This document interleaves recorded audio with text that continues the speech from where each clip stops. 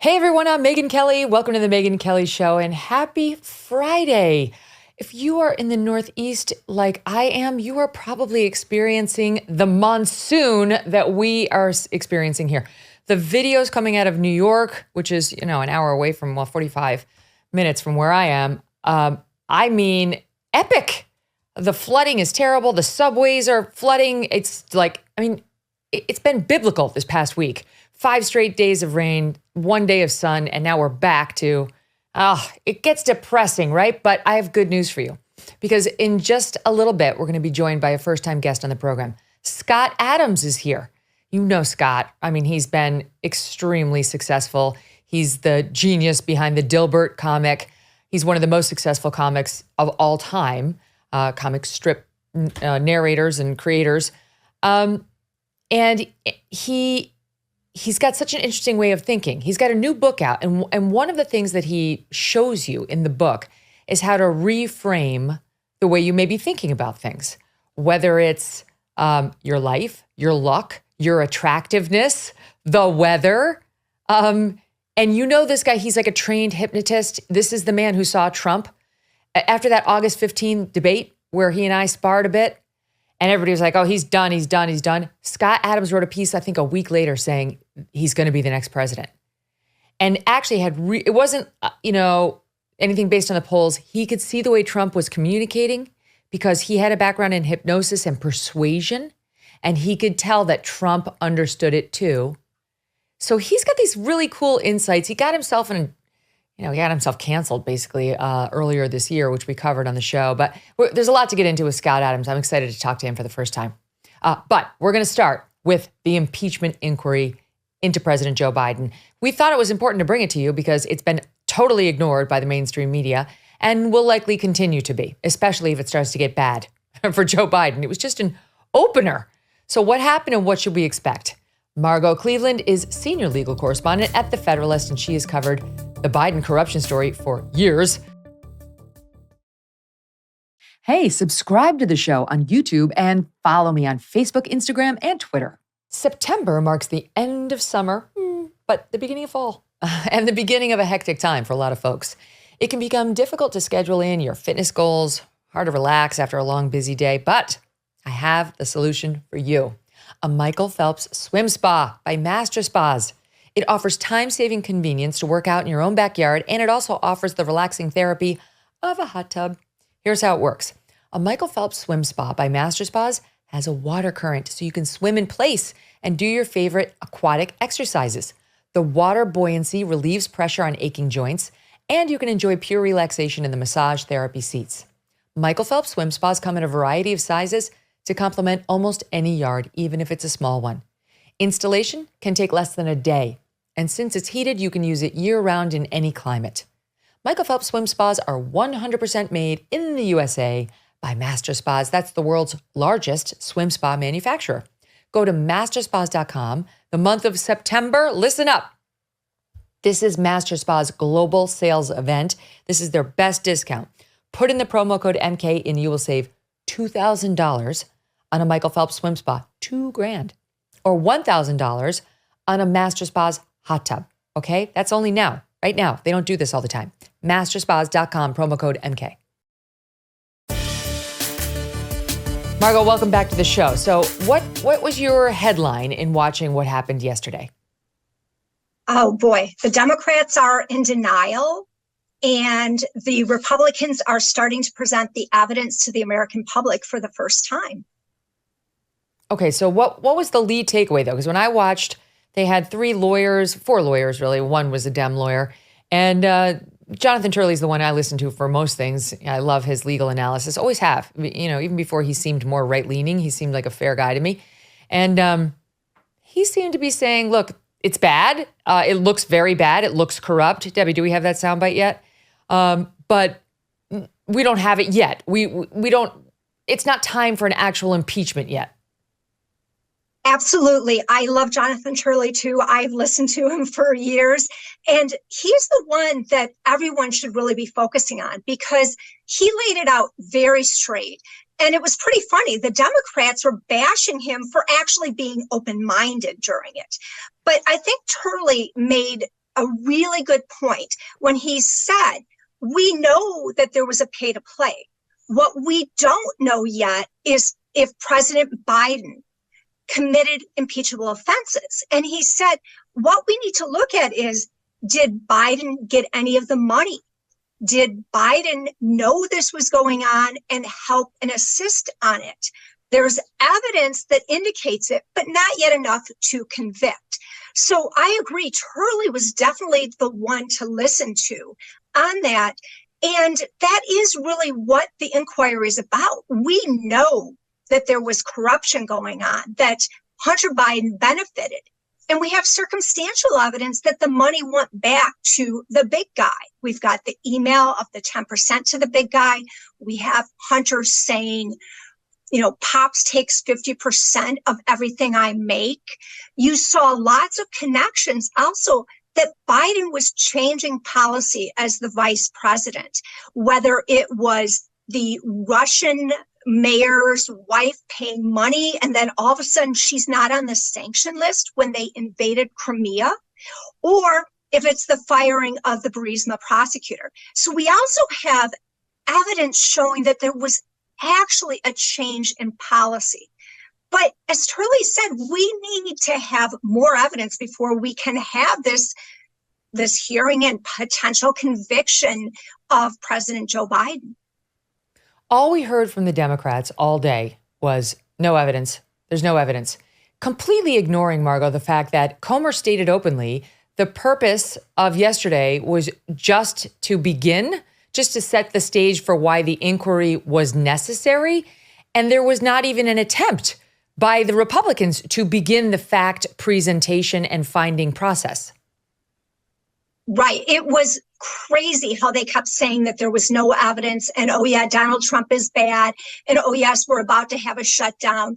So much evidence, not by fact witnesses, but documentary evidence from the bank records, from references to the emails and the text messages were presented. But the other thing they did is anything that was evidence, the Democrats wrote off as, oh, this was from Rudy Giuliani, so we can't trust it. This wasn't from Rudy Giuliani. This was from bank records. This was from the confidential human source that had nothing to do with Rudy Giuliani. So there's a lot of evidence. But as you also said, we are just starting the process. They were trying to lay this out and say, this is why we need the inquiry, because we have so much evidence of the corruption and quite a bit of circumstantial evidence tying President Joe Biden to the corruption, whether it's him benefiting or changing policy, that we need to have more. The Democrats' response is, oh, there's no evidence, this should be shut down. Turley said, I'm trying to find it, but he said it was one of the most sweeping examples of corruption that he's ever seen. Yeah, I've been a critic of influence peddling by both Republicans and Democrats for 3 decades. I've been writing about this a long time. Influence peddling is the favorite form of corruption in Washington, D.C., and this city is awash with it. But have I seen anything of this size and complexity? No. Just as an observer? No. One of the most devastating examples of corruption he's ever seen. And he said this is a town awash in corrupt influence peddling, down in D.C. But this is particularly bad. Now Comer's putting the number. We had the IRS whistleblowers on this program. They said they're putting it at over 17 million that Hunter took in as a result of all these corrupt connections. Then Comer had put it at over 20 million for the Biden family and their associates, pushing Joe Biden's name. This is the gift that they were giving. No other services besides were related to Joe Biden. And now today they revised it up to 24 million. So what kind of subpoenas is he now issuing? Like what should we expect in terms of new data as a result of the inquiry officially being underway? Sure. So we saw hit either late last night or this morning, I'm losing track of the timing, more subpoenas for bank records. And that's going to be important because what we need to see is where this money went. We know it was going through all of these different corporations that were set up, but we don't know everywhere that it went. So we're going to see more subpoenas on that. I would hope that we're also going to see more information from the whistleblowers. So there was a big dump of documents earlier in the week that went through and detailed what they found as part of the investigation. But it's really important to remember that the investigation did not get into at all President Biden. They weren't allowed to ask those questions. They weren't allowed to look at those documents. They weren't allowed to get emails. Another thing the whistleblowers noted was when they did searches of the computer, they didn't use Joe Biden's aliases. So they weren't able to get any of that type of information. So I would expect also more subpoenas to go out for email accounts, text accounts that are coming again from third parties. So we're not looking at, oh, this was hacked material. This is coming from third party providers. And to look at those aliases, to look at those text messages, to see what Joe Biden was doing, what kind of communications he was having. Now, it also came out yesterday that Hunter Biden, we think it was Hunter Biden, accepted a $260,000 payment, one $110,000 payment. Explain the timing and how these two payments, which were from the Chinese, were linked back to the address that Joe Biden lives in. Right. So the timing of that was around, I believe, when they were seeking a recommendation letter for one of their daughters for either college or grad school. And at this time, Hunter Biden did not live with the big guy any longer.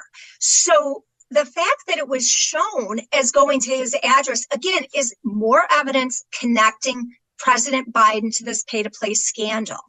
And we also have the kind of contradiction between, was this a loan or was this supposed to be an investment? One of the individuals testifying yesterday is a forensic accountant. And he said, look, if it was a loan, you're going to have documents to back it up. And there aren't any documents for that. So that, again, is just more evidence of Joe Biden's personal involvement in this. And it happened because Joe Biden launched his 2020 White House bid. He announced it in April of 2019. These payments came in July and August 2019. Suddenly, $260,000 is being sent from these Chinese officials to the Joe Biden Delaware home, or at least that's the home listed as the beneficiary address for the payments.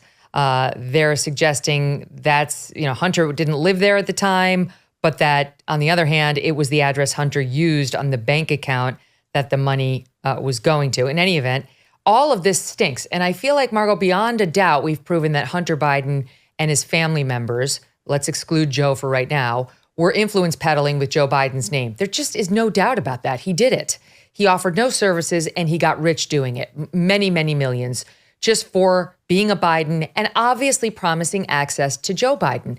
And why does access to Joe Biden mean anything? It's not so that you can say you know a famous person or someone who is the sitting vice president or was just it's because you want him to do something for you. That's why influence matters, because it gives you power to do something. But I've gotten confused, I confess, in watching just some of yesterday's testimonials, because if we know that the Bidens are corrupt, again, let's exclude Joe from this for just purposes of argument. And we know also, Turley said this too, you don't actually have to prove that Joe got a bribe. It's enough that Hunter was essentially bribed. It's enough that they were paying Hunter all this money to have access to the Biden name. Then why aren't we done? Why do we have to keep digging on whether Joe cashed checks or Joe got 10 to 50% of Hunter's money? Like, why? It's interesting and it's even worse, but why is it necessary? Because he's a Democrat. It really comes down to that the Democrat Party is standing behind him. And I think it's in part because the entire impeachment of Trump with Ukraine was based on covering up for Joe Biden. So they are continuing to cover up and to present all of the evidence that connects Joe Biden to this as non-existent when it does exist. I think that Turley, though, is maybe being a little bit more nuanced on this and is saying, look, yes, we know that the money was given to Hunter, and that's enough to show that there's corruption. But to make it rise to the level of an impeachable offense, we need to give more of a connection to President Biden. I think that we are there. I think, Megyn, that we're not just talking about him selling access. We're talking about then Vice President, later candidate Biden, giving access, whether it's him picking up the phone and saying, "Hi, gentlemen, I'm glad you're there. Oh, isn't it a monsoon here?" And talking about weather. That is proving that he had access. So we already have that. And that's the part that to me is amazing, that the media is not looking at this as the huge scandal it is. We know Vice President Biden, candidate Biden, gave access to these people who are paying his son. What we might not know is, did he directly benefit? And did he change American policy? I'd argue neither of those matter. But we also have evidence of both of those. Again, right from Hunter Biden's own text messages, which is another thing that was funny. The Democrats tried to say, oh, those text messages and emails, they didn't mean anything because he was a drug addict at the time. So don't take him credibly. Why then was he getting money for investments from the Chi-Coms? And why was he paid to be on Burisma's board? And then we also have the call that Hunter Biden made to Dad 2 days or a week before Vice President Biden went to Ukraine and demanded the prosecutor be fired. What's the Democrats' response? Oh, well, that was American policy. They were going to fire him anyway. So the upside of that is that Joe Biden bilked Burisma out of this extra money for doing what he was going to do anyway. Again, we have overwhelming evidence of him participating in this selling of access, him getting money from his son, and him changing American policy. We need, but the only proof we have that he got money from Hunter so far, actual proof. Yeah. And by the way, just let me just table that question for 1 second, because the timeline really is interesting. I mean, we know they keep saying, oh, this was U.S. policy. The Europeans wanted that prosecutor looking into Burisma fired. Then they claim he wasn't even looking into Burisma. He was. That Burisma was under investigation and they were feeling the heat and they needed help.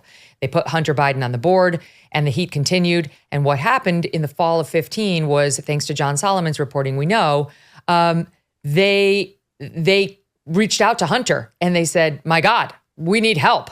And at the same time, the State Department messaging, as Joe Biden was considering going over to Ukraine, was they're doing better. They're doing better on investigating corruption. And apparently they were, because Burisma was feeling the heat. And, we're going to give them their $1 billion in aid. We're going to do it. That was all happening at the same time. We were pleased at State with the corruption investigation in the Ukraine. Burisma was not pleased because it was on the receiving end of it. And Hunter, as a result, was not pleased either because he was representing Burisma. And we know that Burisma pulled Hunter aside and said, for the love of God, we need help. And then came Hunter's phone call to his dad, the sitting vice president. And then what we know from John Solomon's reporting is, like that, Joe Biden appears to be the one who changed the policy, who changed the messaging to the surprise of the State Department that was ready to give Ukraine the aid. He appears to be the one that said, nope, now we're going to withhold the aid unless they fire the prosecutor who 2 minutes earlier they were saying was doing a good job. Absolutely. And I actually have an article up today that gives another piece of that puzzle.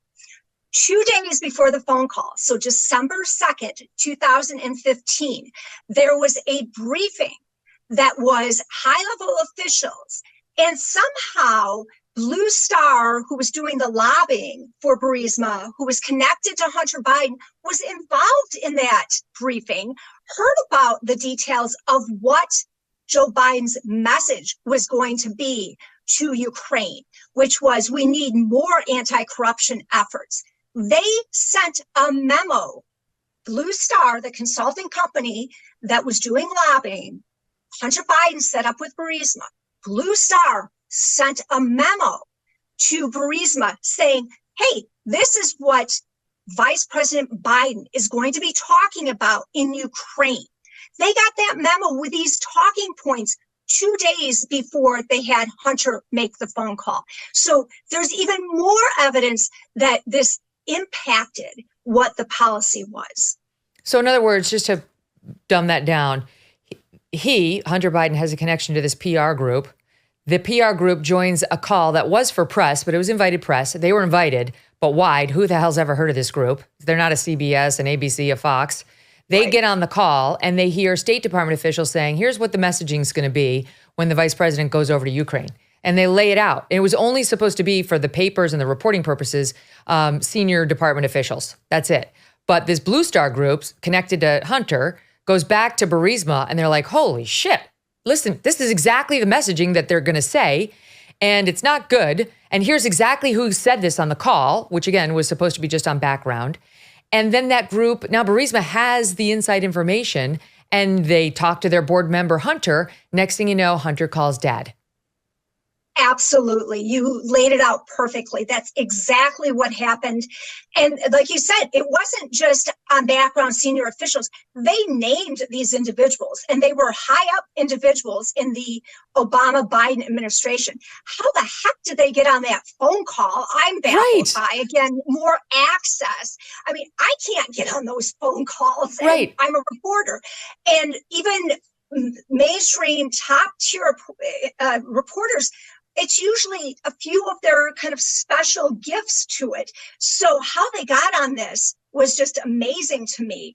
And again, it was 2 days before that phone call. And that was a week before Vice President Biden is over there saying, you're going to fire that prosecutor or you're not getting your $1 billion in aid. Mm-hmm. It's like in response to all this, we continued yesterday to just hear no evidence. And it's like, they're always going to say that. They're not going to change even when we have witness testimony, factual witness testimony, as opposed to legal experts setting the standards out before we launch into the fact witnesses. They're never going to say we've seen evidence because we've already had IRS whistleblowers. I mean, how many one after the other, an FBI whistleblower, they come forward, they don't care. The Democrats are always like, nah, I'm not persuaded by that either.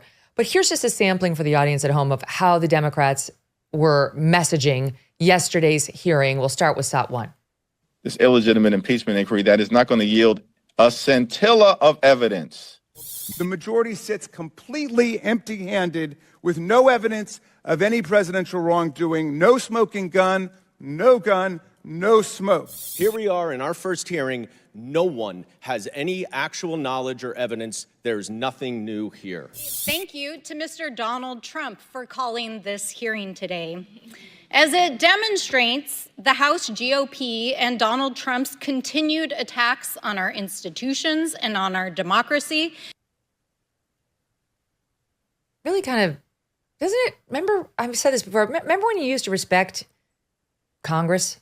And like, if somebody was a U.S. congressperson, you'd be like, wow, that's pretty cool. But these people are morons. They're dishonest morons. It's very obvious. They could not get hired in the private sector. Truly. Dan Goldman has that job because his family is billionaires. They own Levi Strauss. I don't know who that last person was, but I think she had to run off to her track meet right after that was over. These are like children who are in here with absolutely no willingness to get a true and accurate assessment of what's being presented to them. They don't care. It's all run cover for Joe. They don't care. And this really is such a huge scandal. This is, Turley said, never seen anything of this scale. What it's going to take is one Democrat to actually have some courage and say, this is serious. We need to do something about it. I don't know if we're ever going to get to that point.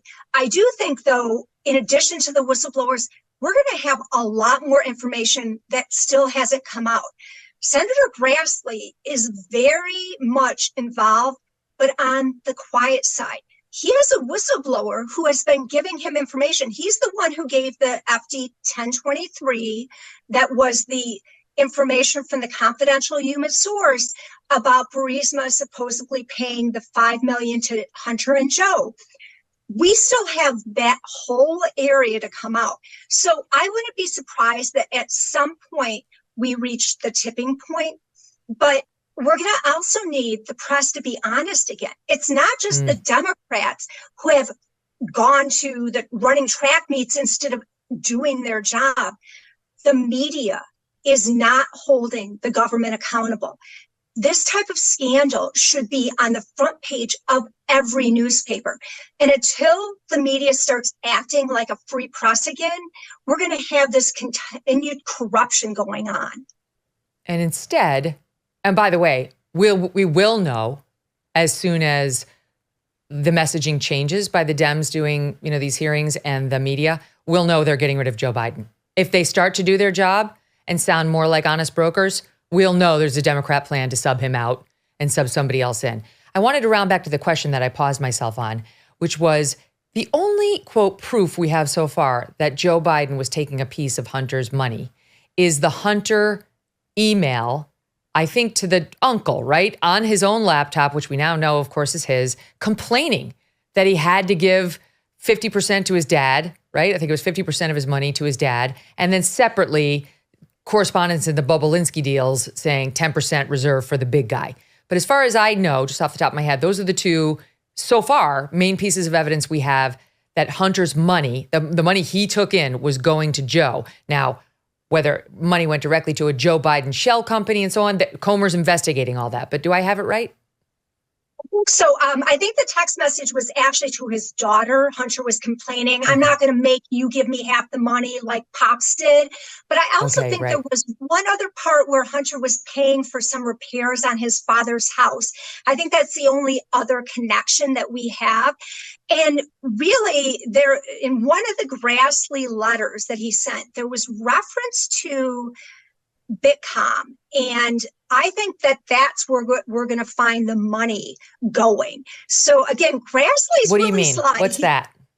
That we're going to see money from the not bank accounts, but it was going through the kind of the new economy, the Bitcoin. Oh, Bitcoin? Yeah, okay, Bitcoin. I'm sorry, I said that. Very sketchy. They use that for scams and like nefarious purposes all the time.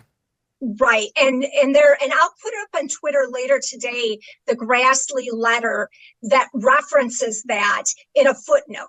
You've really got to look at everything that comes out of Grassley. But I think that that is where we're going to end up finding the connection and where the payments are coming from. So what we get instead on Capitol Hill, instead of any open-mindedness to, all right, let's at least see where it goes, is he loved his son. He loved his son. Oh my God. I can't believe they're still trying to peddle this. I'll give the audience just a little flavor. We'll start with SOT 3, Democratic Representative Yasmin Crockett. I will tell you what the president has been guilty of. He has unfortunately been guilty of loving his child unconditionally, and that is the only evidence that they have brought forward. And honestly, I hope and pray that my parents love me half as much as he loves his child. Well, I don't think they do. Otherwise, they would have gotten you a proper education. You wouldn't be saying such dumbass things as a U.S. congressperson. Then we've got Democratic Representative Maxwell Frost attacking the Republican witnesses, and you'll hear how he lands it. These witnesses are not giving any answers. They're just asking more questions. We have one witness who has a lot of questions, Ms. O'Connor. Dubinsky, one witness who knows something about accounting but has no real involvement in what's going on. And Mr. Turley stopping here on his way to his next Fox News hit. This is not a serious inquiry. And this entire fake impeachment inquiry isn't about the United States. It's about Hunter Biden. And the only thing the president can be guilty of here is being a father. Oh my God, what a hack. That you could see Professor O'Connor literally drops the jaw, like stunned at how inappropriate those comments were. And the thing is, Margot, the Republican witnesses, the three lawyers, were so measured and like very honest. We don't have it yet, but here's why I think the inquiry is appropriate. And I really hope Joe Biden did not do this stuff, but we should be open-minded because if he did, we need to know. That was the messaging. These were not fire breathers, right? And yet, for example, the attacks on Jonathan Turley, the moron who brought up something 20 years ago when he was defending the sister wives. Remember the sister wives? Yes. The polygamy. And tried to make him sound like he was a polygamist, he was like some sort of a deviant. Actually, we have it. I'll play that too. This is Democratic Representative Raja Krishnamurthy, SOT 7. Professor Turley, in 2006, you wrote an op-ed in The Guardian entitled, quote, "Stop Persecuting Polygamists." There, you liken polygamists to, quote, persecuted minorities, and you said polygamy is, quote, a practice with deep and good faith religious meaning. Isn't that what you said? I represented the sister wives family in challenging a polygamy prosecution. The answer is yes. You've been crusading for legalizing polygamy for years. In fact, in an op-ed in the USA Today, you said that a Utah polygamist named Tom Green, who was also convicted of pedophilia for raping his 13-year-old stepdaughter, should not have been charged with polygamy. Now, Mr. Chairman, Can I respond because that's not entirely accurate. I actually criticized him. What I was dealing with was the constitutionality of what is called morals legislation. And I admit I'm pretty libertarian. Was Tom Green convicted of pedophilia and rape? Government can Was he convicted of pedophilia and rape? The answer is yes. Just an absolute character assassination, trying to make him sound like some sort of a pervert, Margot. That's what he was trying to do. Absolutely. It was appalling what they were doing with the witnesses who, as you said, were extremely measured.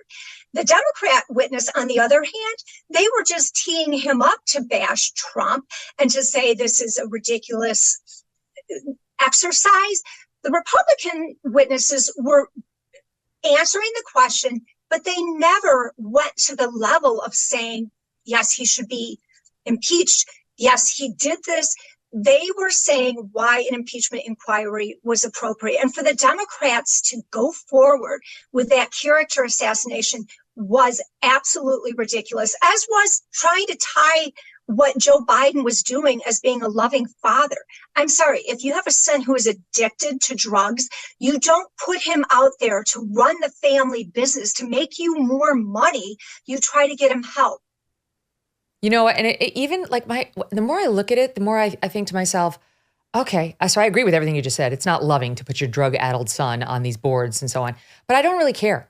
Maybe it's loving towards your son. It's not loving toward the American people who you are being paid to represent as the sitting vice president. So I don't really give a shit whether you love your son and are trying to take care of his bank account. I couldn't care less. I care about me. I care about my audience. I care about my fellow citizens. I care about our honor as a country. That's what I care about. I don't give a shit whether you love your son. That's why I don't care what his motives were in allowing it to happen. I just care that he did it. That's the issue. Stop bringing up the love. I should say something, though, about Jonathan Turley. He's a very well-respected legal professor, law professor at George Washington University. He's been there for years. He's used to get bipartisan love until he made the sin of becoming a contributor on Fox News. And later, even under this kind of character assassination with his 3 kids there watching him, he had brought his children, which is sweet. He was given the chance, not by the Democrats, but by the Republicans, to offer a word on what had just happened to him. Listen. I'd like to explain what that attack dealt with, if nothing else, for members of the committee than for my 3 children here, who may be a little surprised by what they just heard.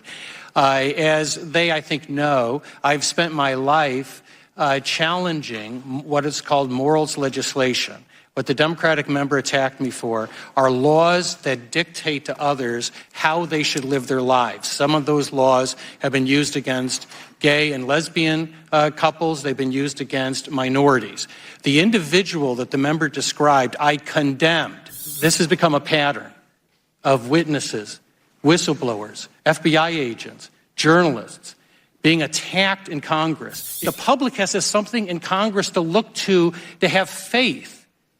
And I have to tell you, it's not that I think that absurd attack meant any difference to my children or to the people that are watching. It makes a difference to our process. He's such an honorable man, Margot, and he takes a risk of total character assassination in just doing his civic duty here. That response was amazing. And he called it right. This isn't just about him. It's bigger. It is an attack on Congress. It's an attack on how our system should work. And instead of looking at the corruption, they are trying to attack every messenger that comes forward. We saw this with the whistleblowers, as he pointed out. We are going to see it with anyone who stands forward and says, this is what happened. You saw it with Bobolinsky when he came forward with evidence, with Devin Archer. Anything that is harmful to the Biden family, it is destroy the messenger. And this has to stop. We need, as a country, for those in Congress to take serious their responsibility to make sure the corruption does not continue. You know, I've used this before, but it's just so apt. I love the movie The Omen. It's so scary. I think it's the scariest movie, but like in a good way. And in that movie, it looks like a Rottweiler.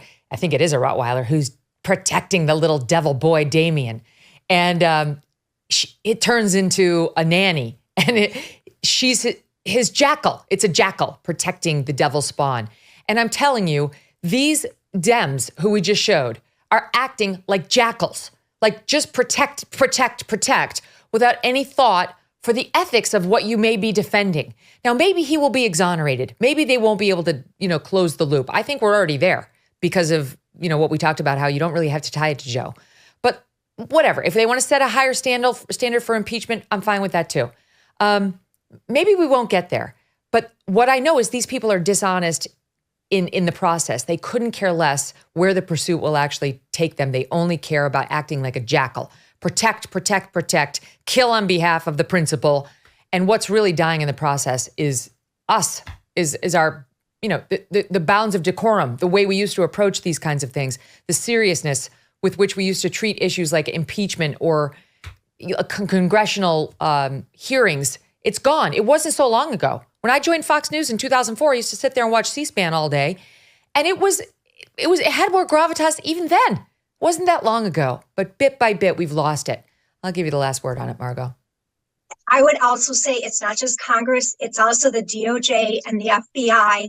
And that is the other half of the scandal that they covered up for the Biden family. Ugh. And we know it. I mean, the evidence has come out. Like, you got those two IRS whistleblowers, Gary Shapley and Ziegler. You go back and listen to them. Listen to them on Capitol Hill. We'll get you the episode number when they came on our show. You tell me whether you have any doubt those are truth tellers. And they talked about how the DOJ tried to stop them at every turn from looking into the seriousness of Hunter's crimes, of Joe Biden himself. Anytime it came up to Joe Biden, they were like, hard no. You will not be investigating him. You won't talk to the adult grandchildren of Joe Biden. You won't do anything that affects the big guy. Now we learned yesterday you will not be investigating anything having to do with Joe Biden's foreign business dealings, nothing that might bring in public integrity, because there were some IRS agents who, when Hunter Biden got a Democrat donor to pay off the $2 million in back taxes, the IRS said that's not okay either. That's actually a campaign contribution, illegal. And they got shut down. Contrast that with what happened to Donald Trump, who allegedly paid off Stormy Daniels not to come forward with her affair allegations. Oh, that the DOJ wanted to investigate. That, at least the New York State prosecutors are now saying, was corrupt and wasn't documented properly, and he's being criminally prosecuted for it. When it's Joe Biden, no, don't go there. We're not getting the Public Integrity Department involved. Shut it down. This is what's come out. You wouldn't know it from, he's a loving father. Now I'm going to go meet with my Glee Club. All right, sorry, Margot. I stole the last word, as it turns out. So good to see you. Thank you for being here. Thanks so much, Megyn. Okay. It was and a coming pleasure. up next, someone I've never spoken to before, but I'm really looking forward to meeting. Scott Adams, author of Reframe Your Brain. Freelance work is booming. So many people are taking the leap and starting their own business. But how do you maximize your earnings and minimize your taxes, all while making sure you're legally compliant? It can be overwhelming, confusing, and it can take time away from your own billable hours. That's where the experts at Collective.com come in. Collective was built specifically for businesses of one that are making over $60,000 a year in profit. Collective handles all of your back office work so you can focus on your passion, not your paperwork. And they can tell you how they can backdate your S-Corp and save you thousands on taxes this year. They're going to handle business formation and compliance paperwork, taxes, bookkeeping, accounting, even payroll for you. Check out collective.com/Megyn before October 31st to potentially save thousands of dollars on your 2023 taxes. To sweeten the deal, they will also throw in an extra $100 off when you use my link. But you got to do it before October 31st. Collective.com/Megyn. Subpoena.com/Megyn to get started with your personal team of self-employed tax experts. Now a guest I'm excited to meet and talk to for the very first time, Scott Adams. Scott is the creator of one of the most beloved and successful comic strips of all time. A comic that has resonated with nearly everyone who spends the majority of their time in an office environment, and that is Dilbert. Now, Scott's also the host of Real Coffee with Scott Adams and author of the new book, Reframe Your Brain, the user interface for happiness and success. Welcome to the show, Scott. Great to have you. Thanks for having me. It's a pleasure. And I understand you are from originally my neck of the woods. I grew up first 10 years in Syracuse and the rest in Albany. And you're from Wyndham? Yes, Wyndham. You know, Syracuse is the reason I moved to California. My car broke down on a winter highway and I almost died in the snow. And I promised myself that if I lived, I would trade my car for a one-way ticket to California and never see a snowflake again. And so far, that's been my plan. My God, Syracuse knows snow, and Buffalo too, which is, not too far away. They know snow like nobody knows snow. When I went back there for college, and I used to laugh because now, you get 2 flakes of snow in places like DC. I lived in Virginia for a little bit. Everything is shut down. In Syracuse, they would literally set up ropes so you could tow yourself to class. There was no canceling because of snow. Snow is your life. Yeah, I would go outside sometimes in upstate New York and you couldn't find the car. Like, I'm going to have to start digging somewhere, but I know there's a car under here somewhere. Yeah, that was fun. It's true in any event. And yeah, we stayed in Wyndham. Is a great place to ski too. Anyway, there are pluses to upstate New York. It's got a lot of natural beauty, mountains, lakes, not too far from the ocean. So I love it for a lot of reasons. My mom is still up there. So that's one thing, in one way in which we are bonded. Another is you're a very frank communicator. And I like that about you. You know how to cut to the chase. And we would later find out about you when you rose to prominence as both not just the man behind Dilbert, but also a social commentator. You've studied it. Like, you actually are an expert in hypnosis. And I guess it's related to the field of persuasion. So how did that come about? Well, I got interested in hypnosis when I was a kid because my mother gave birth to my little sister while my mother was hypnotized. So instead of using painkillers, she just was hypnotized by the family doctor, who was also a hypnotist. Now, I'm not entirely sure if she told the story correctly. Maybe there were some painkillers there that I didn't hear about, but I was so impressed that when I was in my 20s after college, I signed up for an evening class to learn to be a hypnotist. And it turned out to be the most useful thing I've ever done. Second most useful is the Dale Carnegie course, different topic. But hypnosis changes everything because it gives you an understanding of persuasion in general, but more importantly, how brains work. And once you understand how a brain works on a practical level, it changes everything in the way you do things and the way you understand the world. The biggest reframe that hypnosis gave me is that I used to think that people we were rational 90% of the time, but sure, every now and then we get a little crazy, but basically we're rational creatures. Hypnosis flips that and says we're irrational 90% of the time, and 10% of the time for very unimportant stuff, such as what's the shortest distance to the grocery store? You can do that stuff with your rational brain, but the rest is rationalization. And once you realize that we're rationalizers after we make the decision, but we don't realize it, that's not how our mind processes our own experience. But science confirms it. The part of your brain that does rational thought gets triggered after the decision is made. So once you learn that, it just changes everything. And then I picked up a lot of the tips along the way. Help me understand that. First of all, when you say the Dale Carnegie, do you mean How to Win Friends and Influence People? Well, that's the book, but there's also a series of classes where you just learn to be comfortable speaking in public and speaking to strangers. 2 things that are just enormously valuable in life. Okay, I give myself that course in the context of practicing law, where they just throw you in with the sharks and you better swim or you're going to get eaten. That also works.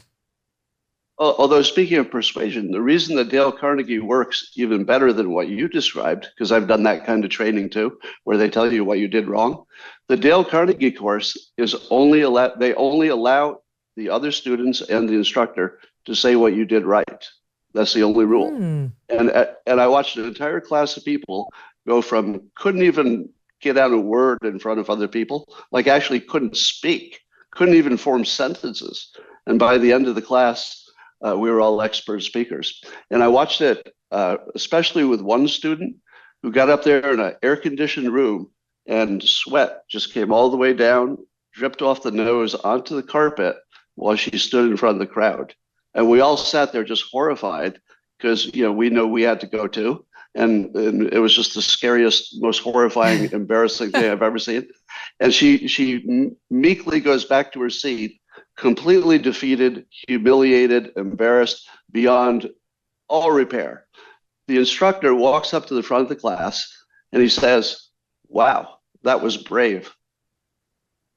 It changed everything. Because we realized that what we'd seen is an act of bravery that we almost couldn't even imagine. It was so hard what that woman did. The next time she goes up, the next week, she had to volunteer again. She wasn't much better, but she got her words out. When she sat down, the instructor said, "Wow, that was way better. Like, you've really improved." By the 10th time she gave a speech, she was an expert. And I watched the entire class go through that process. And that's like the ultimate reframe, that if you just focus on what you're supposed to be doing right, it crowds out the thoughts about what's wrong. Now, the other process where you tell people what they're doing wrong, you're really working on the wrong problem. You're working on the specific thing they did. Let's say they had their hands in their pocket, they were jiggling their keys. If you say, "Don't put your hands in your pocket and jiggle your keys," all you've done is you've probably just transferred the tic to another part of their personality so that they use their hands too much or some other thing. But if you tell them that they did a good job, even if they didn't, just find something that's true that they believe, then they get confident. It turns out that being confident is what makes somebody a good speaker. And that's it. Because most people I'm so interested in everything you're saying. Wait, I think it was interesting too that you said something that's true. So you can't do it with false praise. No, because people know what's not true. But when he said, "Wow, that was brave," she knew that she did something super hard in front of people. She knew that was true. But we didn't know it until the instructor said so. It was phenomenal. I want to hear more about this course. I didn't know, I knew the book, of course. I didn't know, is the course still out there? Like, anybody could sign up, or do they have to be in New York City? You can do it online. Do you know any details about it? Well, I think it's national. It's the Dale Carnegie. I think there's several varieties of the classes. And all you have to do is Google it and sign up for one near you. You just probably go at night, one night a week, 2 nights a week, something like that for several weeks. And they also teach you how to make conversation with people. In fact, this is one of my reframes in my book. If you have social anxiety and you're thinking, "Oh, I have to go to this networking event or this big backyard barbecue where I don't know anybody," it's just super frightening if you have social anxiety. But Dale Carnegie teaches you a conversation stack, a set of questions to ask anybody you just met that they will be comfortable with, and so will you. And you've created a situation where instead of going into a gathering and you feel like a victim, it's like, "Oh, everybody's better than me. Everybody's going to look at me. I'm embarrassed." You walk in thinking, "Oh, if I know these 5 or 6 questions, which are basic stuff, where do you work? Are you married? Do you have any kids?" That sort of thing. Then you walk in and you say, "I can solve problems for people." "Oh, there's somebody who looks a little awkward over there." You walk right up to them and solve their problem. "Hi, my name's Scott. What's your name? Why are you here? What brings you here? Where do you work? Are you married?" Now, when I say those things, you say to yourself, nobody is going to be comfortable if a stranger walks up and starts interrogating them.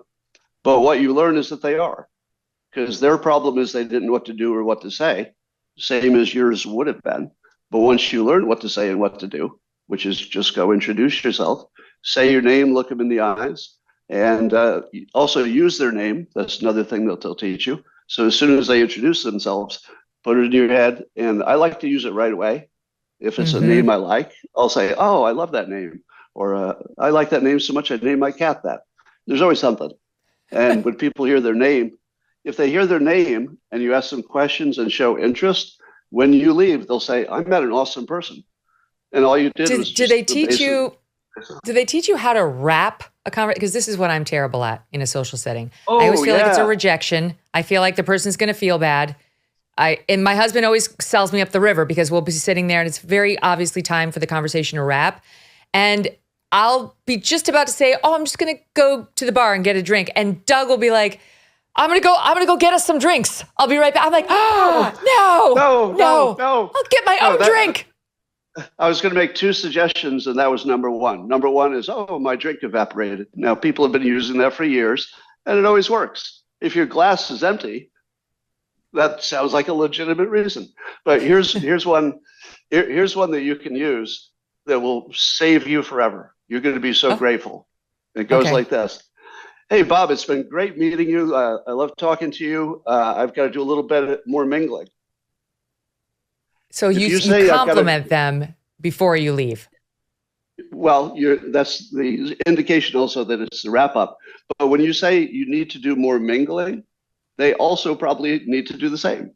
And it's a perfect excuse. It's what I call the fake because. In the persuasion world, sometimes any reason is good enough if you both want the thing to happen. So if you can't think of a reason, to make sense, you say anything and the other person is ready to say, oh, yeah. So you just say, well, I've been talking too long.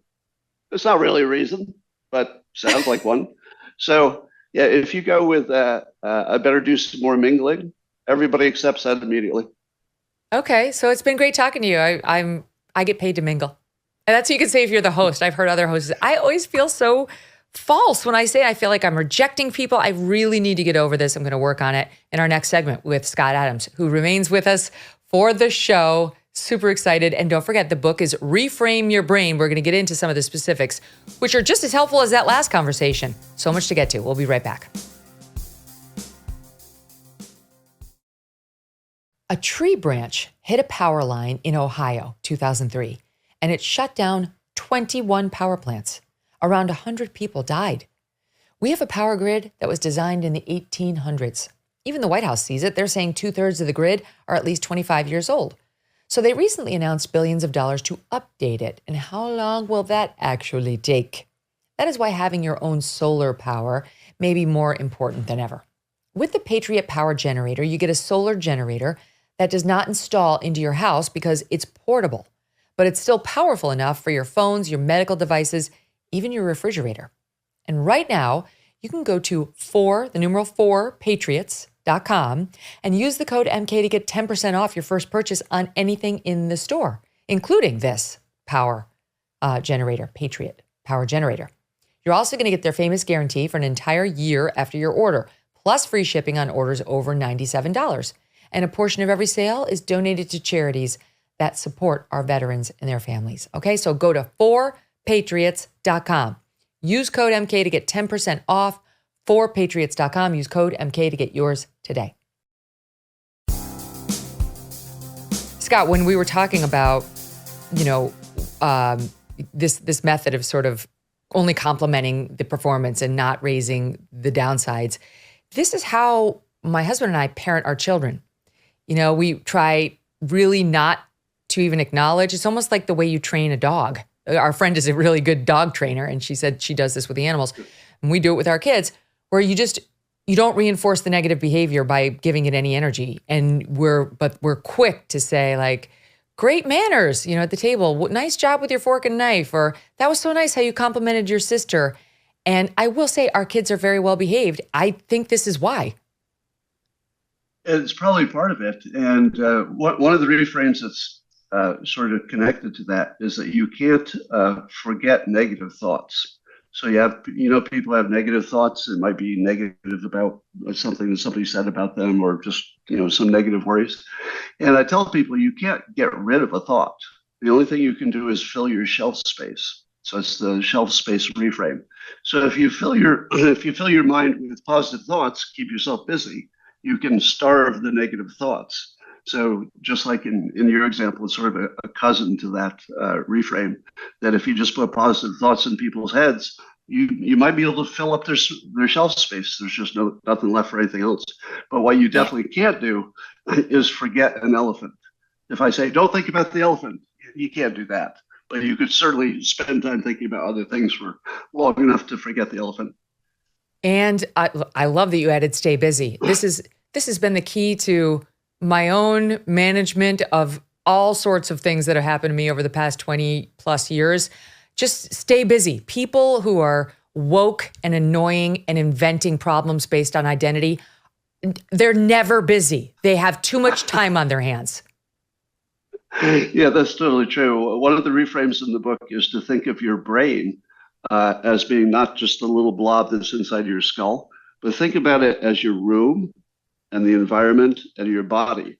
Because sometimes if your brain isn't right, you can fix it by moving these external elements. So you can go to a room that makes you feel better. You can go outside and stand under a tree and it makes you feel better. You can, as you say, stay busy, moving stuff around in the real world that needs to be moved around, do some chores. So I always tell people that if there's something wrong with a little blob inside your skull, just don't think that that's the problem.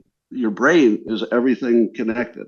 It's like one big brain, your body, your environment, your room, everything. Well, one of the reframes that you offer in the book is the usual frame of mind would be my feelings are the result of my situation. In other words, like, I just had somebody died, or like I got fired, or I got canceled, whatever it is. So I feel bad, I feel sad, and I feel, grief-stricken because of my situation. And your reframe is how I feel is my choice. So I love this because I'm a big fan of your only problem is your belief that you have a problem. Yeah, I'll give you an example that made that real for me. When I was working my corporate jobs and I was doing the Dilbert cartoon on the side, and the comic, hadn't reached the point where I could just quit and do that. Before I was doing the comic, I was just coming to work in this awful environment, cubicles and coworkers and backstabbing and all this, bureaucratic stuff. And it would drive me crazy. I mean, so crazy that I created a cartoon strip around it. But the moment I no longer needed to work, but I was going there anyway, I started to go there more for collecting material, frankly, for the comic strip. For a few years, I thought I'd run out of material if I quit. But it changed my experience, which was identical. The problems were just the same. But I found this different filter, which is now that's just material for the comic strip. So simply by reframing it as material to make me laugh, it took this enormously frustrating life and turned it into entertainment. And it was just that. Now, in that situation, it happened to me, but I've also found that I could just sort of change my frame of how I'm processing things, and it works. And one of the reasons that you can do something that doesn't feel true to you, which is, telling yourself that the problems aren't important, because maybe they are, is that your brain processes fiction almost the same way it processes reality. That's why if you go to a movie, you can know the movie is all made up, but it still might make you cry, might make you laugh. So you can install a little fiction in your brain to temporarily help you get past anything difficult, because the fiction does a lot of the work of reality. Like, all of this is so interesting on a personal level. And of course, I don't know, but I'm definitely thinking about Donald Trump over here on this side, because you're the guy who saw it. You saw his abilities before anybody else saw them. And it's just listening to you, it's so clear why you saw it. He's got this crazy, great power of communicating, and it's no accident you were able to identify it as somebody who's got it and understands it yourself. And honestly, it's what he does. I remember, Scott, I had him on, we had that debate, which you and I can talk about. I know you've written about it. And then 9 months later, I went to Trump Tower and I asked him to knock off the nonsense, and he did immediately. And I said, well, can we sit together and just sort of have it's kind of like a makeup interview. So he said yes, and we did. And it did fine. They aired it on Fox broadcast, but we were across from some series finale of Survivor, something like that. So the ratings weren't what we hoped they would be, but they were okay. So I talked to Trump the next day, of course, and he's like, the ratings were amazing. We killed everybody. And I'm like, yeah. That's what he does every time. It doesn't actually have to be linked in reality.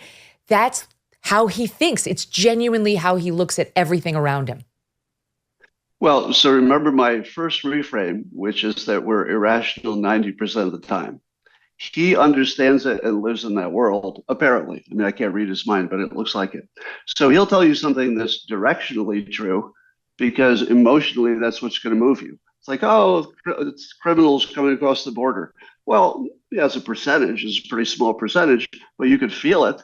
And you could feel that there might be more criminals coming later. And sure enough, there's a lot more immigration. So, if you fact check him, he's maddening.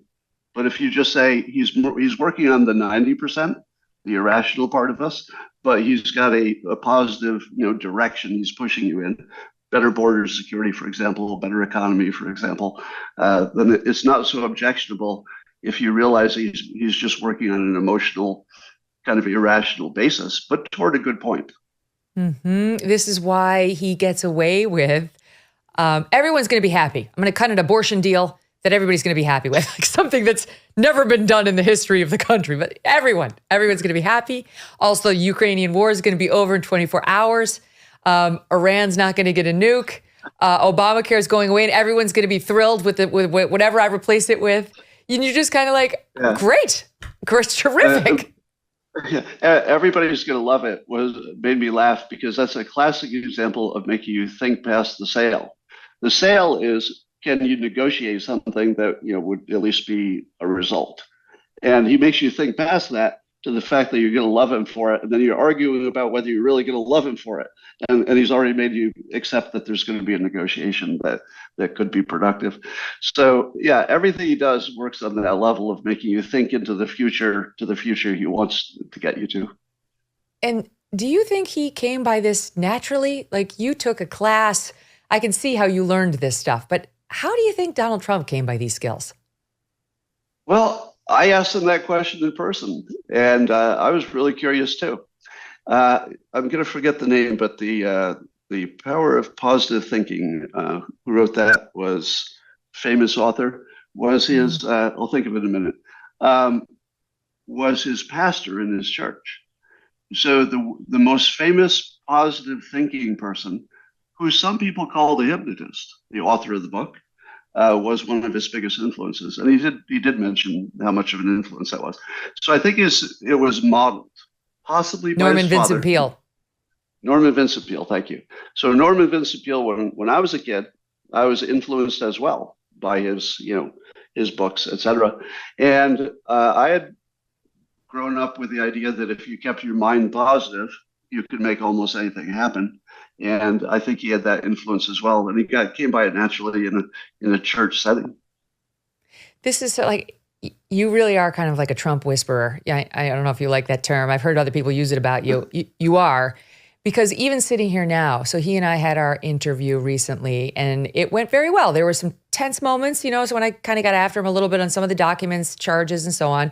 But for the most part, it was very friendly and he said a lot of really interesting things. But he then a week later, he was like, those are some nasty questions, right? That's how Trump perceives anything that is not positive. He thinks there was no nasty question, but it's just not how he communicates. He would prefer so everything's going to work out with the criminal prosecutions, right? Like, those aren't going anywhere, are they, Mr. President? Well, so he does a trick that I saw one of my coworkers back in the phone company do to great success. She was a really strong personality, woman who got things done. And if you were in her way, she would go to your boss and tell him that you should be fired. I mean, she would really go hard at somebody who wasn't giving him, a coworker who wasn't doing what she wanted. But if you did what she wanted, she would buy you flowers. She would go to your boss and say, you've got a superstar here. Did you know how good your employee is? You should really think about this person next time you're doing a promotion. So what she did was she created the widest gap between making her happy and making her unhappy. That's what Trump does, right? If you make him happy, he will go on television and say you're the greatest thing that ever happened. You've seen him do that a number of times. But if you're not, oh, you're nasty, nasty woman, and you're the worst person in the world. So biggest range between making him happy and making him unhappy. It's just good technique. Yes, yes. And yeah, I'm familiar with the making him unhappy lane. But in my job, it's kind of part of the deal. So it's like, but I see how he, uses this power. And I don't know if it's conscious at this point or if it's just instinctual.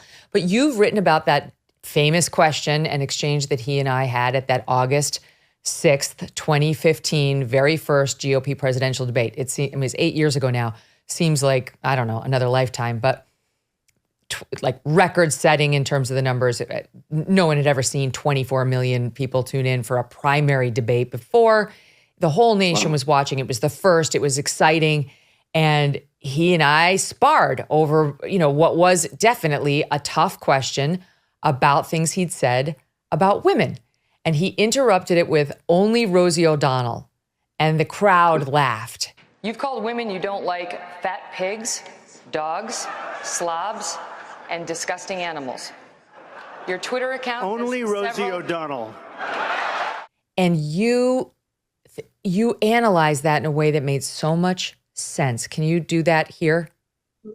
First of all, I'm just realizing how much you changed my life with that question, because the entire direction of my life changed in that moment. When he said the Rosie O'Donnell line, I actually stood up and walked toward the TV, and I said, I don't know what's happening here, but this is big. And then that was the thing that pulled it all together for me, that he wasn't just a big joker personality, that he had some special skill, because I don't think anybody could have gotten out of that trap. Like that was, yeah, I mean, you had the goods on him. There's nothing you could say that wouldn't make him talk about the thing he doesn't want to talk about. Because just talking about it, like you said, it would bring energy to the thing he doesn't want to have energy to. And that was also when I realized that he's what I call an energy monster. If you throw him energy, he's not going to die from the energy. He's going to reuse it and send it back to you even stronger. So the news learned this the hard way in 2016. They kept trying to give him more and more negative attention until you forgot anybody else was in the race. And he's the ultimate energy monster. Yes. So saying Rosie O'Donnell was like, he made people laugh, and you wrote about how now they're thinking about, oh, Rosie O'Donnell, no one likes her. No one on the right likes Rosie O'Donnell. She's terrible. Yeah, Team Trump. As opposed to, who'd he say that about? Could it have been my mom? Could it have been my sister? Like, I don't want somebody who talks that way about my daughter, right? Like, it was a completely rejiggering of the whole situation. But watch how deep the technique goes. When you said blah, blah, blah, women made accusations, what I saw in my head was nothing. Women. I don't have a picture. It's just a concept. As soon as he said Rosie O'Donnell, who in fact really didn't have much to do with like the larger point, it was just one person, her image went in my head. I had a reaction to her. And I thought, well, that's perfectly fair. If Rosie and Trump are insulting each other, that feels like a fair fight. It just completely put an image. And of course, something like 80% of your brain is visual. So as soon as he puts a visual on something, you're done. He's got the visual on you. It worked with low energy jab. That's a visual. Because the next time you saw him, you're like, I hadn't noticed this before. But so now that you point out the low energy, I thought he was this capable executive, kind of calm and cool. But it turns out he's actually low energy. So the picture you had. And then the ultimate is the wall. He's not just going to build a wall. He doesn't say, I would like to improve the border security. Wrong. I'm going to build a big, beautiful wall. Yep, big, beautiful wall. And Mexico is going to pay for it. Right. The Mexico is going to pay for it was the ultimate persuasion thing, because that also makes you think past the sale. If you're wondering who pays for it, you've already, in your mind, you built the wall in your head. So perfect technique on the wall, maybe the most classic example of perfect persuasion. He didn't get the wall done because there was a lot of resistance, but in terms of how he persuaded on it, you couldn't do better. That was perfect. Well, and speaking of perfect, it was a perfect phone call. Perfect phone call. And then when that was the Ukrainian thing on which he got impeached the first time. And then when he got in trouble for the call to the Atlanta officials, the Georgia officials, trying to find me the 11,000 votes, which again, you have to go back and listen to the whole context. He's basically saying, I think I've been defrauded out of hundreds of thousands. All you actually need to count to is 11,000, but whatever. They're going to have a whole criminal trial over that now. But he said about that was even more perfect than my other phone call. Extra perfect, even more perfect. So he said, he calls it a perfect phone call so often that as soon as the topic goes up, if it's people who've been listening to him, in your head pops this phrase, perfect phone call. It does. Now that is what hypnotists do. They put words into your head so that you're using their preferred word, because words are how you program people. It's the word, sometimes just the word itself, not even the greater meaning of the sentence. So an example of that in a reframe I used in the book is I once said that alcohol is poison. And I said it a few times in public, and people got back to me later and said, I quit alcohol after you said that. I was like, what? I wasn't even trying to make you quit alcohol. But apparently just the fact that the word poison and alcohol kept pairing in their minds, because they kept thinking about me saying it, that the pairing alone made it easy to put the glass down. No, not for alcoholics, that's different, but people who just drank too much. So Trump is using the same trick. It's just when you hear perfect call, the irrational part of you wants to blend perfect call with whatever you're talking about. So it's just an irrational blending of things that happens automatically in your head. That's how reframes work. It's how hypnosis works. And it's how persuasion works in general. It's like my friend Sarah was saying, she thinks everybody on earth definitely would have gotten that COVID vaccine if they had just said, it makes you lose weight. It makes you lose weight. Yes. Triple boosted. We get my annual. No, better. All you have to do is say, I've seen people who got the shot and they looked sexier.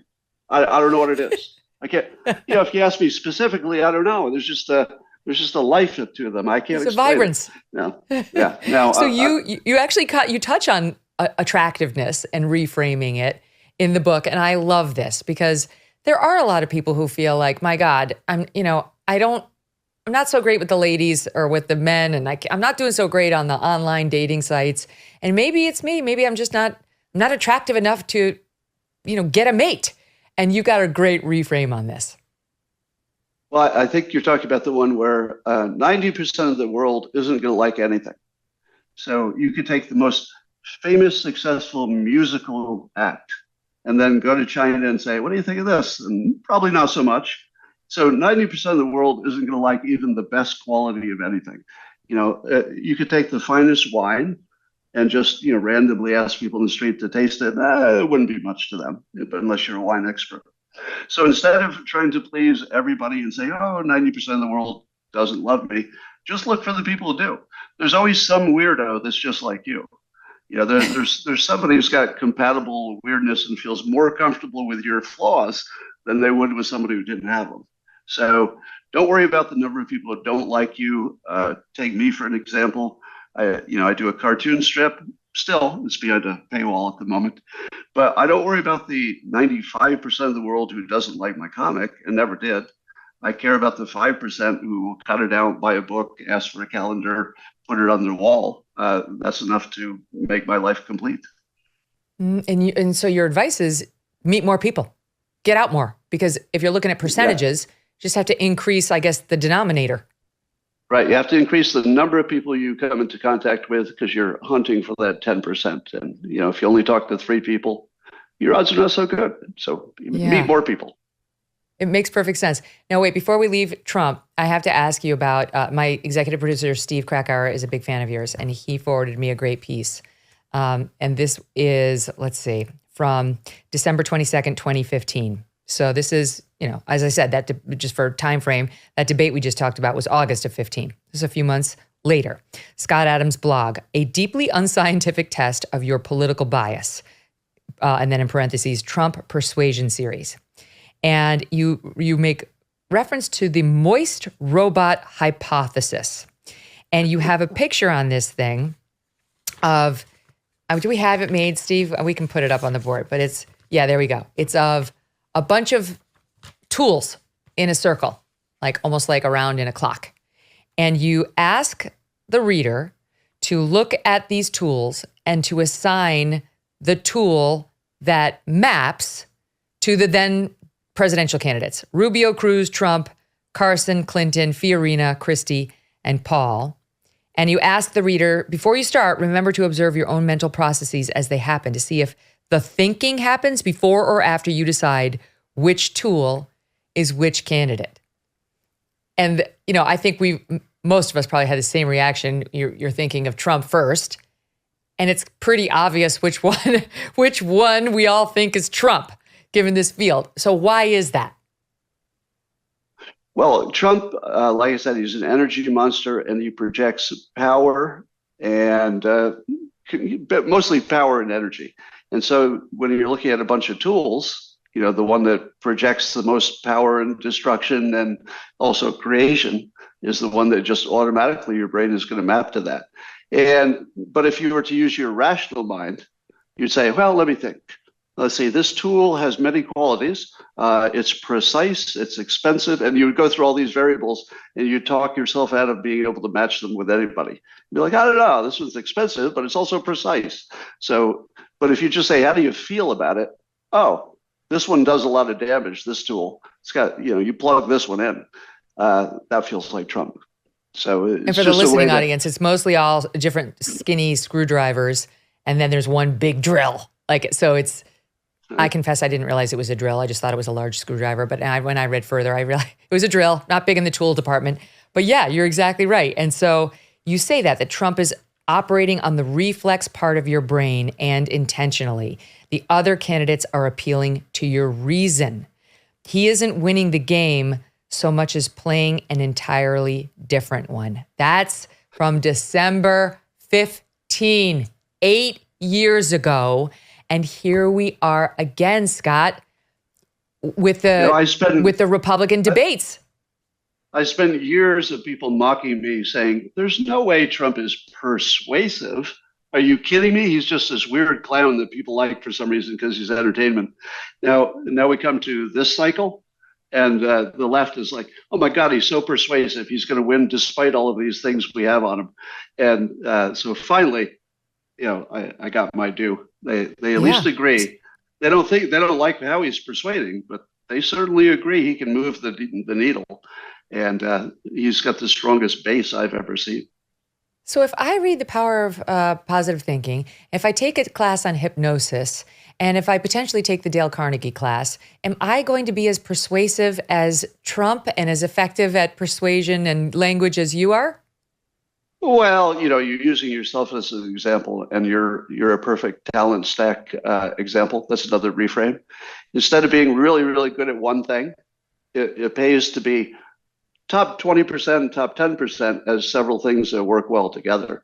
So you learn persuasion in your legal field. You learn persuasion, you know, doing what you do, talking to people and interviewing.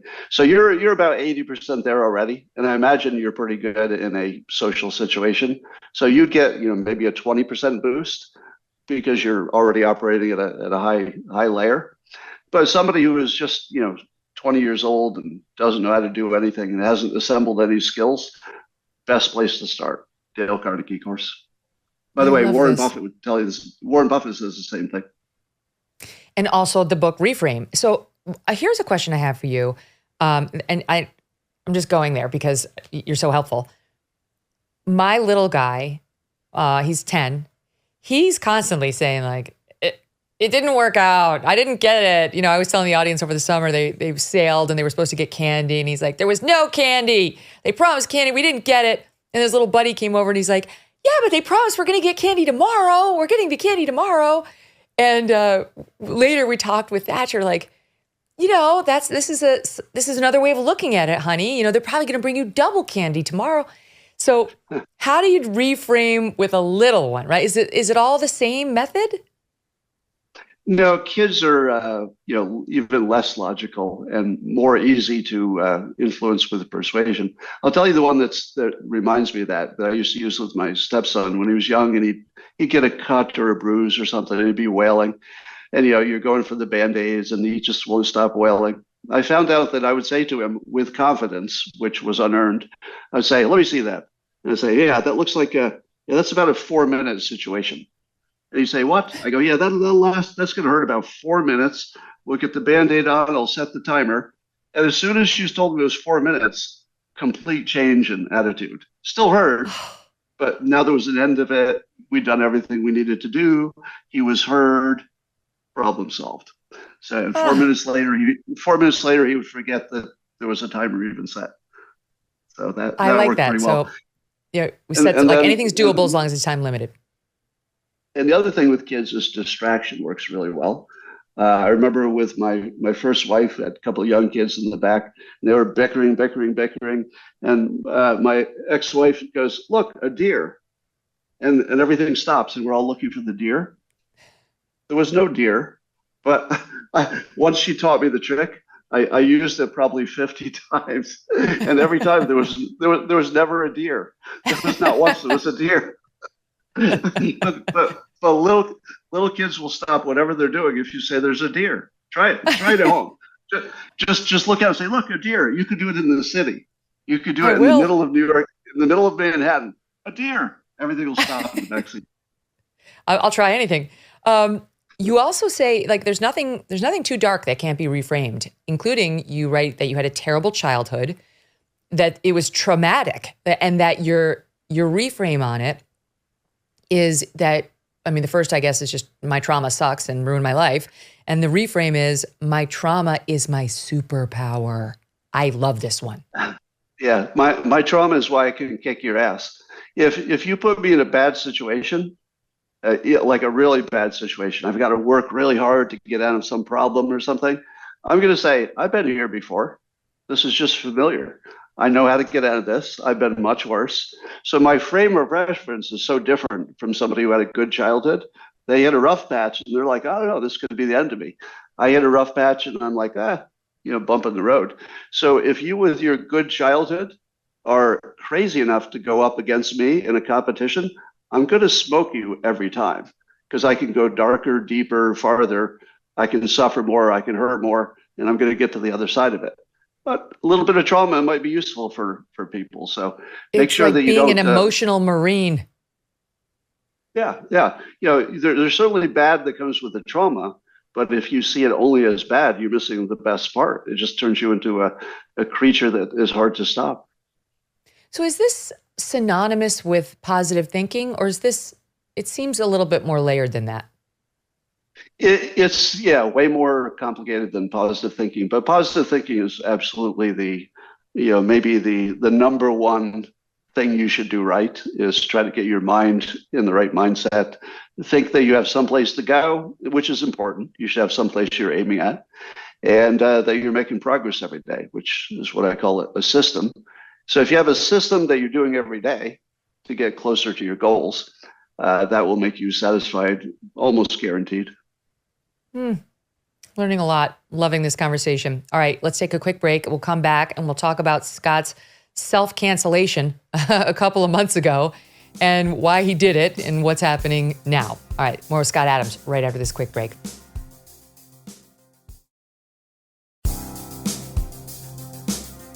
So Scott, Dilbert, you decided you were working at Pacific Bell and you were kind of pushing paper and doing a bunch of different stuff. You had a financial background, you had an MBA, but you really had this creative talent. And so you start sketching and Dilbert was born. And I'm sure I don't know if you knew back then about the power of positive thinking, but one of the reframes is change your thinking from, I would like to do this, I have a goal of doing this, to I will do this. Like this is happening, more definitive. And you had that thinking around Dilbert. And how long before you first started sketching it and thinking about it to when it was one of the most successful comic strips in the world? It was in 200 plus newspapers. Like what was that time frame? Well, in 1989, it launched, and Dilbert had a job, but it was not a workplace comic. It was sort of generic stuff at home, and he would hang out with his dog Bert and stuff. But sometimes he would be in the office. So as time went by, more and more he would be in the office, and people would write to me on email, which was brand new then. And they would say, I don't have anybody else to write to on email because I just got email and you're the only person I know, but I thought I'd give you this advice. That's actually what most of the email was.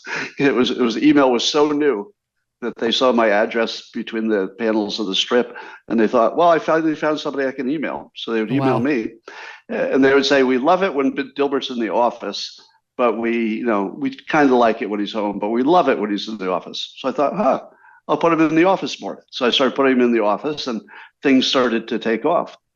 But what really mattered was when I wrote the book called The Dilbert Principle. And that really was one of the big things that launched it. But the reason I wrote that, and this is another good reframe, if you're trying to figure out what things you're doing that might take off, what is a good idea, but you don't know yet, you want to know early if it's going to work out. People would email me and they'd say, we took your comics and I cut them out and I organized them by topic, like these about marketing and these about sales and these about engineering. And I created a binder. So I created my own book. And I thought, well, that's a pretty weird thing to do. And then somebody else would write me and tell me that they had also created a book of my comics or organized by. So I thought, well, I did go to business school, and this is like a little flag telling me something. Maybe I should write a book. So I wrote a book, and it was a #1 bestseller. So the way that you can tell that something's going to work is if they take your product in its terrible form, and the early versions of the comic were not very good, and they extend it. So in this case, they extended it to make their own book. That is a guarantee that you've got something that'll work. With my current book, Reframe Your Brain, people are buying 10 copies, 5 copies. People have asked if they can already turn it into a different form. People have asked if they can use AI to create a different version of it. So that's almost a guarantee of success that people want to extend it in some way. Mm-hmm. So you were, nailing it. And I would say there was some controversy around you because you were so dead on about Trump that some people were like, he likes Trump. He's rooting for Trump. And that, of course, will make you a hot potato. But you were doing your thing. You weren't, I don't think, being canceled. I don't know the whole story. But then earlier this year, you stumbled upon this Rasmussen poll, which was shocking. I wouldn't have known about it had you not done your thing. But it was a national survey of 1,000 adults conducted February 2023. Do you agree or disagree with this statement? It is okay to be white. And it wound up that 53% of the 117 Black participants said, yes, I agree, it is okay to be white. But some 47% either disagreed or said they were unsure. 26% disagreed it was okay to be white. 21% said they were not sure. And that led you to do a bit on your YouTube show that completely shook up the internet and the national news cycle for a few days. Here's a little bit of what you said in SOT 15. Normally you see a poll. You just look at it, you go, whatever. But as of today, I'm going to re-identify as white because I don't want to be a member of a hate group. If nearly half of all blacks are not okay with white people, according to this poll, not according to me, according to this poll, that's a hate group. That's a hate group. And I don't want to have anything to do with them. The best advice I would give to white people is to get the hell away from black people. Just get the fuck away. I'm going to back off from being helpful to Black America because it doesn't seem like it pays off. Like I've been doing it all my life, and the only outcome is I get called a racist. It's over. Don't even think it's worth trying. And it feels good not to be in a racist hate group anymore. So I'm now independent, not a member of any group. I do not align with any group, not the white supremacists, and not the black racists. So cue cancellation everywhere. And it's like all the newspapers and the publishing company, and I'm probably your agent, probably everybody. And everybody was confused, I think, for a while. But I know I was confused. I didn't understand what was happening there. So what was happening there? So a bunch of context. Number one, only Democrats canceled me. I don't think any Republicans, once they heard the full context, they were like, oh, okay, well, that was offensive, but not cancellation worthy. The first thing, the first thing you need to know is that the poll itself was not terribly important to the larger point. It was just a jumping off point for the conversation. The larger context is that we're living through the world of critical race theory being taught, ESG being required of our corporations, and corporations having DEI groups. Now, if you're not familiar, if your audience is not familiar with all those terms, what they have in common, okay, I guess they would be. What all those things have in common is the idea that there's a victimized group and a victimizer group. And since I had been placed in the group of people who are the victimizers, that sort of puts a target on your back. And it causes people to have a negative feeling about you because they've been taught that you have their stuff. In other words, they would be doing better if you were not doing whatever it is that you're doing that's promoting systemic racism, for example. Now, the larger context is that anytime you're in a situation where you're around people who think you have their stuff and they're trying to get it back, but you believe that's not the case, you should get away from that environment. Now, that's of course hyperbole, because you live in America, you're not going to go move or do something like that. So there's no way to practically do that. I was trying to make the point that we've poisoned relations by making a framework in which one group is the victimizers, one group is the victims. If you ever find yourself in that situation, whether it's about race or anything else, you should try to get as far away from it as possible. I'll give you a concrete example. Bloomberg recently did an article, and I guess it was a survey, in which they found that for a year after the George Floyd situation, that the Fortune 100 companies only 6% of the people they hired were white. 94% were people of color, because they were desperately trying to get their diversity numbers up. That was just reaffirmed, I think, in a Bloomberg piece. We just saw similar numbers in a Bloomberg piece. Yeah. Now, if you were a white applicant and you knew that was the environment, you knew that the company was desperately trying to get their diversity up, your best bet, strategy-wise, would be to go to a non-Fortune 100 company. If you are Black, your best strategy would be go directly there, because they're very much recruiting and looking for you.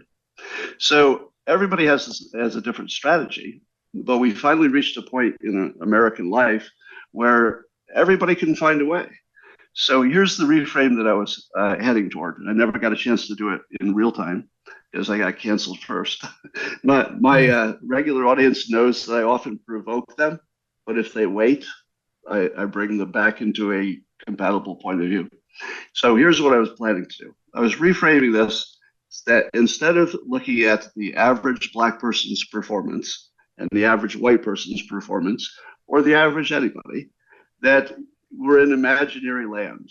There's no average Black person, and there's no average white person. So the longer we pretend that we should compare them, we're in the wrong conversation. When we got to intersectionality, where we said, okay, it's not just about your color, it might also be your color, plus you might be LGBTQ, plus you might be disabled, or whatever word we're using now. So you could have several things going on. Now that made things worse, but it was definitely the right intention and impulse, because it drove you away from these weird average people that don't even exist towards something that was more like, well, there is this one person who has this one unique situation. But I think we need to go further than that, keep going in that direction to the individual. So the frame that makes sense, that can save us, is that individuals are infinitely diverse. I'm not like even my own siblings, much less the people who share some kind of color with me. I don't have much in common with just a random person. We're all infinitely different.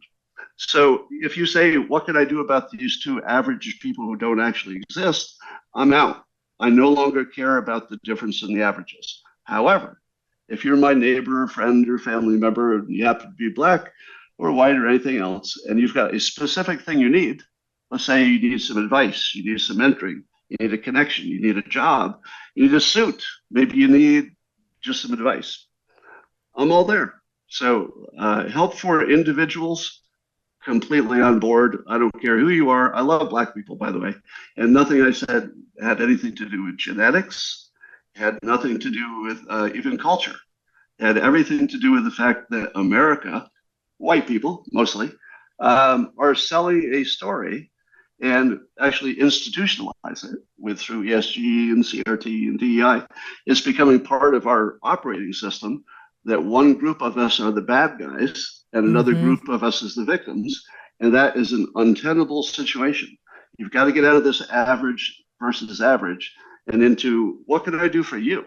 Specific black person, how can I help you? I'm all on board with that. I like helping people. And I've, in fact, mentored quite a few black people, but that doesn't become part of the story, obviously.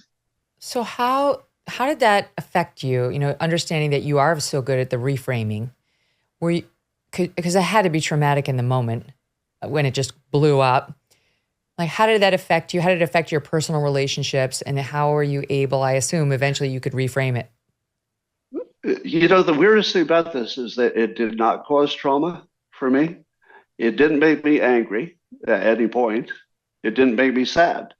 It was sort of lucky because I was 65 and looking for a way to retire, which I define retirement in the modern era. I define retirement as still working every day, but you're doing stuff you want. And that's the only difference. You know, nobody's telling you what to do.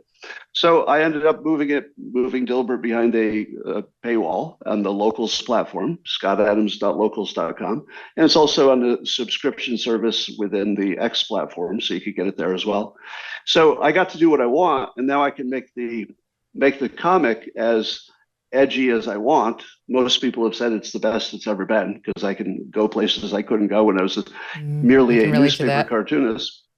And it did the most important thing that I wanted, which is I'm also an energy monster. And I don't think they counted on that. And so what did that buy me? This. I'm having a conversation on a major platform with you to give you my reframe that we need to forget about these imaginary average people because we're now close enough that everybody has a different strategy that they can succeed. And we should work on the personal strategy. In fact, I have a student guide that I'm working on with Joshua Lysick, and we're going to put it out for schools so that they can actually teach the basics of success, which I believe is the biggest problem in the Black community because they have what I call a imitation glass ceiling. The number one way anybody succeeds, and I've told you, I've done this, you know, I've actually mentioned it several times, just here, that I copy people. So I look for successful people and I say, what did you do? All right, I'm going to try that. What did you do? I'm going to try that. But imagine, if you will, you're a young Black kid and the world has taught you that the oppressors are the ones who are doing well. Who are you going to copy? Are you going to copy your oppressor? I wouldn't. If you put me in that situation, I would act like a normal person. I'd say, well, I'm not going to copy the people who are victimizing me for hundreds of years. So who else do I have? And then that's a problem. So it's a student guide, which any student could read to figure out the basics of, you know, what are the reframes, what are the tips that can make anybody successful. So rather than being useless on what I consider the most important topic in the world, I thought I would make as much trouble as I can. I did not expect to get fully canceled. I made way more trouble than I did not expect that. But I did expect trouble, and I thought the trouble would form energy. I thought the energy would come at me in the form of an attack, and then I would have attention. Attention is the first part of persuasion.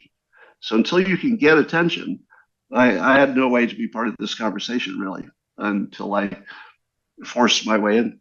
So I forced my way in, and now we can talk about the current situation. I can give you an alternative, and you can say, do I like that or do I not? But I can tell you, I've never met an individual who wanted generic help more than they wanted specific help that was designed for them. So that's what I'm all about right now is how can I it's so design interesting to me because something. I didn't know you and I hadn't been listening to you, but now spending the past 2 hours with you, I get it. I totally get it. I see exactly what you were doing. And I remember at the time some of your biggest fans saying, this is what he's trying to do. You have to understand Scott, I feel like I do understand you a bit better now. I love talking to you. And in the break, I said to Danny, my booker, I want him on more. He needs to come on. And she's like, he's very hard to get. So Scott, please don't be so hard to get. Please come back more often. I know you don't surface that much, but whether it's to promote the paperback of Reframe Your Brain or otherwise, would love to continue the conversation. I would love to come back. Thank you. Awesome. All the best to you. Thanks for being here. Right, on Monday, I want to tell you that our friend Dave Rubin will be back on the show. Looking forward to catching up with him. You know, he's a big DeSantis supporter. So what does he think about the way the race is right now, right? The numbers and so on. He's very positive about DeSantis' chances still online, and I'm looking forward to finding out exactly why, given the horse race numbers. We'll get into that and much, much more. Meanwhile, go to megynkelly.com for all the content from our show this week. And you can sign up for our American News Minute. That's my email to you once a week, only on Fridays. We don't clog up your email. And everybody tells me they love it. Everybody tells me that they love my email on Fridays. And you can keep up with the latest shenanigans of my little man, Strudwick, who is not getting any better. Okay, have a great weekend. And I'll see you over at megynkelly.com.